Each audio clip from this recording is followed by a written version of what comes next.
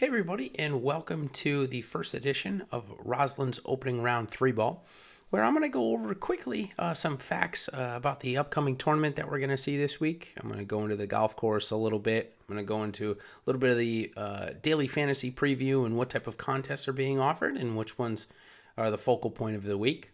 And then I'm going to go into 3 golfers that are highlighting the field or could be important to your lineups this week, to give you just a basic understanding of what you can get into.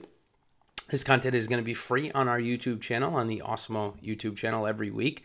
You can find it normally on Monday nights, as this one is kind of the first one, so we've got to iron out all the kinks and all that. So hopefully you enjoy it. And again, this short video series is really here to just give you a quick introduction to the tournament. And of course, if you're looking for more content, we break it down from everything from my entire player pool. We've got a whole team of writers that do content for the PGA Tour, and you can get anything from cash games to GPP to just straight bets on the golfer. So we've got plenty of content. Be sure to head over to awesemo.com to check that out. But without further ado, we're going to head right into this week and our Rouslin's opening round 3-ball. And we're going to start right off the bat with talking about the golf course. And the golf course, as you can tell, is, or you may not know, this week is the Honda Classic. And the Honda Classic has been played for the last 11 years now at PGA National Golf Course. It's a par 70 that's measuring just about 7,100 yards, which is rather short by today's PGA standards. It's tough and demanding off the tee and on the approaches. A lot of greens are bunkered heavily and have a lot of runoff areas that make them rather difficult to get up and down for par and save par on. So it actually ranked the second hardest golf course of the year last year of the 51 courses played on the PGA Tour. In large part, that was due to the high winds that was seen over the first 2 rounds, pushing the cut all the way to +6.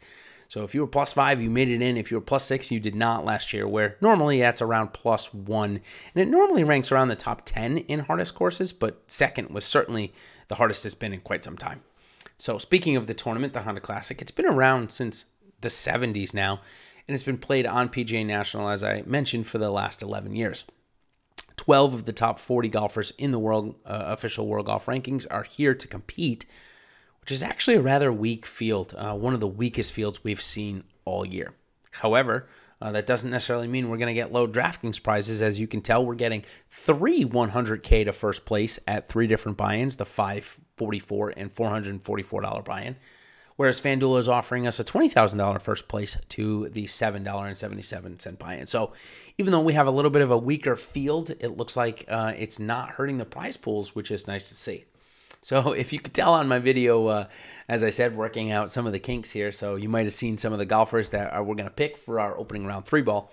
The reason why we picked a 3-ball is because that's actually how the PGA Tour is doing it now for the at least first 2 rounds. And lately, it's been all 4 rounds where they're sending golfers out in threesomes. So a little different for golf, as many of you know that are players yourselves. It's normally in foursomes, but PGA Tour has moved to threesomes. So our first golfer that we're going to focus on here is Rickie Fowler. Rickie Fowler comes into the tournament with a decent recent form, 36th last week in Mexico. That was highlighted by actually an improper drop that he took there in the 3rd round, and after his second shot of the round was shanked into the woods. He took an improper drop, dropped it from his shoulder height instead of his knee, took on an extra penalty, so his 36th place finish probably should have been a little bit better. Obviously, that was his first tournament after his win at the Waste Management. Previously, he came in 66th at the Farmers, so decent recent form for Rickie Fowler here.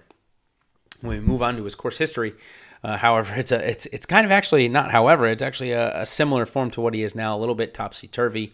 He had the worst of the conditions last year and ended up missing the cut. However, prior to that, he was 1st in 2017 and 6th in 2016. Obviously, we know Rickie does a lot of work, a lot of his damage around the greens, and back on Bermuda, obviously, he'll feel right at home. He does also live in the area, as well as Justin Thomas and Tiger Woods and a few other golfers. But Rickie, for the year, has actually struggled with his approaches, and that was obviously overshadowed last week where he lost quite a bit of strokes. So that moved him down to 125th on the year. Last year, he was 49th, which is probably one of his worst ones as well.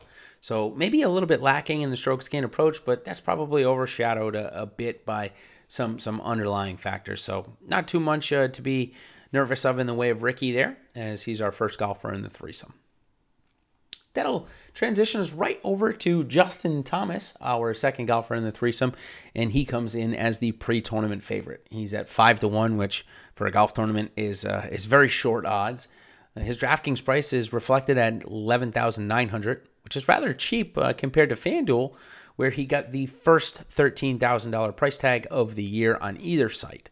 That's probably honestly where he should be priced, and is rather cheap on DraftKings comparatively, and will likely see high ownership because of that. His recent form kind of speaks to himself. He's 3 straight top 10s. Gave the tournament away at the Genesis, coming in second, third at the Waste Management, followed up by a 9th place last week at WGC Mexico. But that was in large part due to tying the course record on Sunday, shooting 62.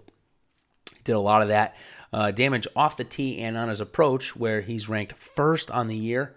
Been extremely hot with his iron game this year, and if that continues, there's no reason why Justin Thomas can't defend his title, where he is the defending champion. As you can see there, he came in first in 2018, missed the cut in 2017, which is kind of interesting, as Rickie Fowler also lives in the area, and Justin Thomas, both of them missed the cut.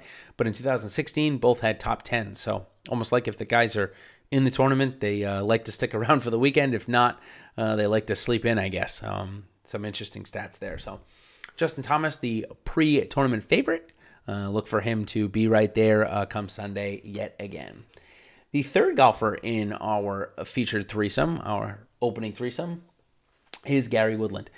Gary Woodland has been on a fantastic run of golf over the last year or so, missing only 1 cut since July, believe it or not. And his DraftKings price reflecting in that, priced as one of the highest golfers of the week at $9,800. His FanDuel price is $11,000, so roughly similar comparatively to total salary, as FanDuel's salary cap is a little bit higher than DraftKings. His recent form is not great, but decent still. 17th last week in Mexico, followed by a 59th at the Genesis Open and 15th at the Waste Management, where he was the defending champion.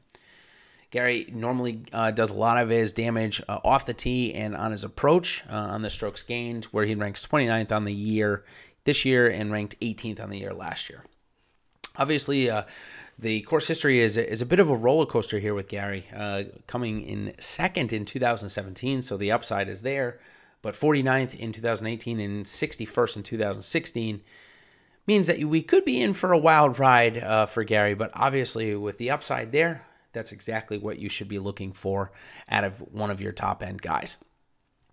So hopefully that gave you a good indication of what you can expect to see this week in some of the top golfers. Of course, if you want more content, we've got everything you could imagine. I give my entire player pool away on Wednesdays in the Winning Element article. Of course, you can come and check our live video tomorrow night with myself and Ben Raza. That's at 9 p.m. Eastern Time. That is also free right here on the Awesemo.com YouTube channel. So if you're interested in some more free content, you might have seen it on that first slide there. I chronicle almost everything that we just went over here, and certainly in much more detail in an article called The First Cut. You can head to awesemo.com/PGA/First Cut Honda. And that's a free article, again, that's going to go into much more detail of some of the things you saw here. So thanks for joining me for the first edition of Rouslin's opening 3-ball. And hopefully we will see you guys again next week. Thanks.